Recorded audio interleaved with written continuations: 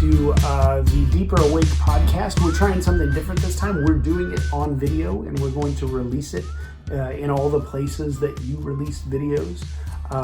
My name is Drury. I'm a board-certified hypnotherapist, and I'm a spiritual seeker and a spiritual teacher. And today, I'm going to talk to you about threshold guardians or gatekeepers.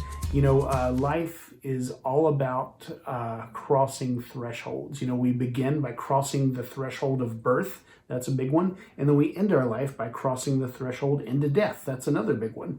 But between those two big bookends are a lot of smaller thresholds. Starting school is a threshold. Dating is a threshold. Graduating is a threshold. Starting a job is a threshold. Becoming a homeowner is a threshold. There's all kinds of thresholds that we cross. And invariably, when we come upon a threshold, we very often come upon a threshold guardian or a gatekeeper. Someone often self-appointed who has said, I'm going to guard this threshold and I'm going to keep people out, especially tourists or people who are sightseeing.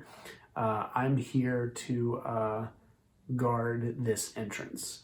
And so if you're starting school, an example of a threshold guardian may be a bully or an older student who is trying to make you feel uncomfortable. If you're graduating, there are a lot of threshold guardians. Trying to find a job and people who may be not hiring you, they're threshold guardians. Landlords and people who control whether or not you can get the housing situation you want, that's a threshold guardian. Needy parents who don't want to let you go, that's a threshold guardian. And so every situation you're entering in, you will often find people who are intent on keeping you out. Now, I am a big Joseph Campbell fan. You can probably see my little framed picture of him. And I'm not the only Joseph Campbell fan. The world is full of Joseph Campbell fans. One prominent Joseph Campbell fan is a man named Christopher Voegler, and he wrote a book called He wrote a book called The Writer's Journey, and The Writer's Journey is his attempt to take Joseph Campbell's monomyth, his hero's journey, and all the wisdom that's inside of it, and put it in a package that he could hand to writers and hand to people in the entertainment industry so that they could use it to create plots and create content for television and movies. And one of the things that Vogler talks a lot about in The Writer's Journey is threshold guardians, gatekeepers. And one of the things he points out is that the gatekeeper, the threshold guardian, is very, very rarely really your enemy. Specifically, he's not the big enemy. He's not the big boss. He's not the dragon that you're going to have to fight to get the treasure that you're after. Usually, he's just somebody who's decided he's going to stand in your path, and he doesn't have any real authority. He doesn't have any real power to determine whether you should be on the path or not. Like I said earlier, he's usually self-appointed. And so because of that, you don't really need to feel compelled to battle a threshold guardian or a gatekeeper. In fact, in most cases, you can just kind of go around them.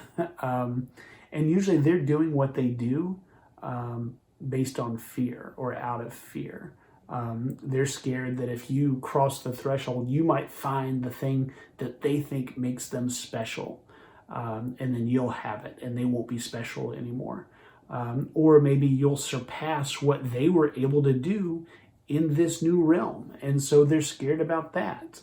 And so because threshold guardians are often motivated by fear, they don't need to be thought of as your enemy. As a matter of fact, probably the emotion that they most likely correctly cause you to feel is kind of pity. You kind of feel sorry for them because they're operating from a place of fear and disempowerment.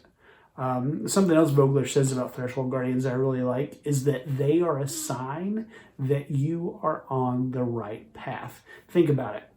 Nobody's going to guard a treasure if that treasure isn't worth anything. So nobody's trying to keep you from going in the wrong direction. If you encounter a threshold guardian, it's usually a sign that you're onto something, that you're on the right path, and you need to keep going because there is something valuable and powerful at the other end of this journey. And so I say that to say, consider threshold guardians a good sign. Vogler talks about something that Campbell mentions in one of his books, and that's outside Buddhist temples, you'll sometimes see these statues of these demons, and they're supposed to look scary and intimidating, and oftentimes one of them will have a hand up as if to say stop, like a policeman would hold his hand up. And so when you see that, you're like, oh, okay, maybe I shouldn't go any further. But the other hand isn't up to stop you. It's not up saying, don't go any further. Oftentimes the other hand is actually kind of in a position where it's inviting you to come forward. And so the lesson here is, if you just look at the fear, if you just look at the scary part and decide, I can't go any further, I shouldn't go any further, then you're going to stop, and you're not going to get what's at the end of that path. And so something that seems to be blocking your path is also an encouragement to keep going. The last thing I want to talk about with threshold guardians is that threshold guardians are often an invitation to examine yourself. And here's what I mean by that.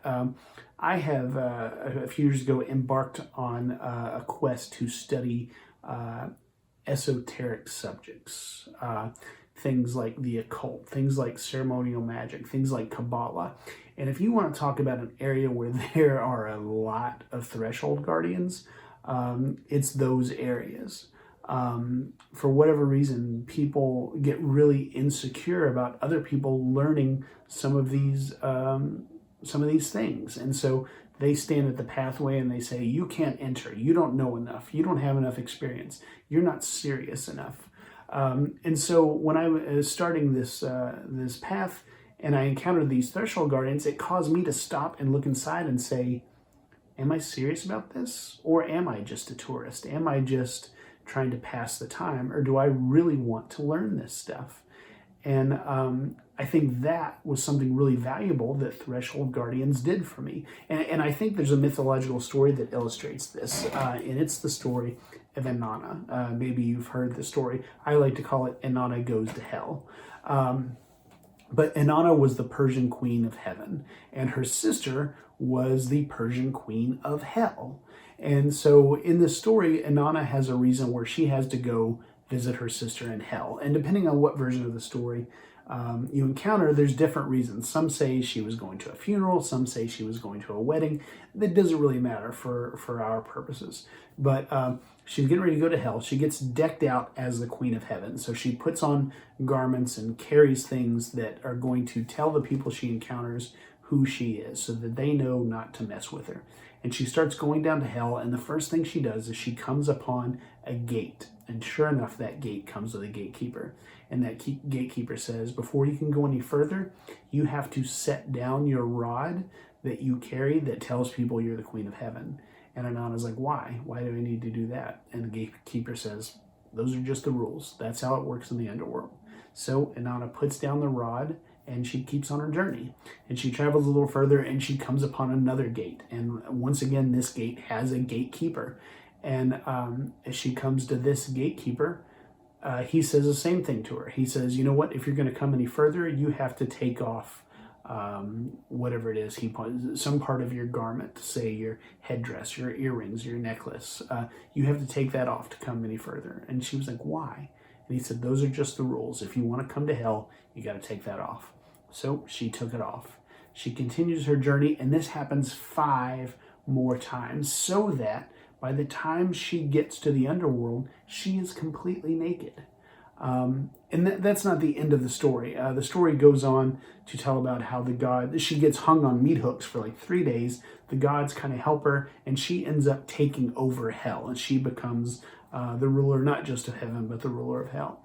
But those details, like I said, they're not important to our story. I want to focus on her journey into hell, and how when she encountered these gatekeepers, they kind of said, this part of your identity, this can't go with you on the trip. And I think that happens to us sometimes. we're going on a journey and we're excited about it. And we realize pretty soon that, oh, this thing I think I knew, this way I saw myself, isn't going to help me on this journey. And so we have to lay down some of our identity, some of our expertise. And those threshold guardians are there to remind us that that's a valuable part of the process. Setting down what won't serve us, burning a little of the fat that we've accumulated, so that we can enter this new realm lean and mean and ready to fight. That's another thing that threshold guardians are really good for. So guys, thank you for, if you watched this, thank you for watching it. If you're listening, if you're one of my regular listeners, thank you for listening. I just want to say to my listeners, I've been getting your emails and your texts, and thank you so much for the encouragement. I enjoy doing this. I'm glad you enjoy listening, and we intend to keep going. I also, if you're new to me, I want to make you aware of something. I have an online school, and you can find it at deeperawake.com. And so what it is, it's a school where I'm kind of teaching some of the things I've learned about esotericism and some of the things I know and have studied as a hypnotherapist, because I believe that through hypnotherapy and becoming aware of our subconscious mind, we can create rapport between our conscious mind and our subconscious mind. And when we do that, we start to awaken abilities and powers inside of ourselves that make it easier to navigate the world. And so I combine hypnotherapy with esoteric studies to create content that I think is really valuable to people. And the end goal of the content is I want to help people figure out what their gift is and give that gift to the world. Because to quote Joseph Campbell, he has a quote that says, the influence of a vital person vitalizes. And so the point of this podcast, the point of the Deeper Awake School, is to help vitalize people so that they can vitalize other people. And when we all become vitalized, the world just becomes a better place. So hopefully this talk about threshold guardians helps you in your path to vitalize yourself. Hopefully you want to visit deeperawake.com and check out the school.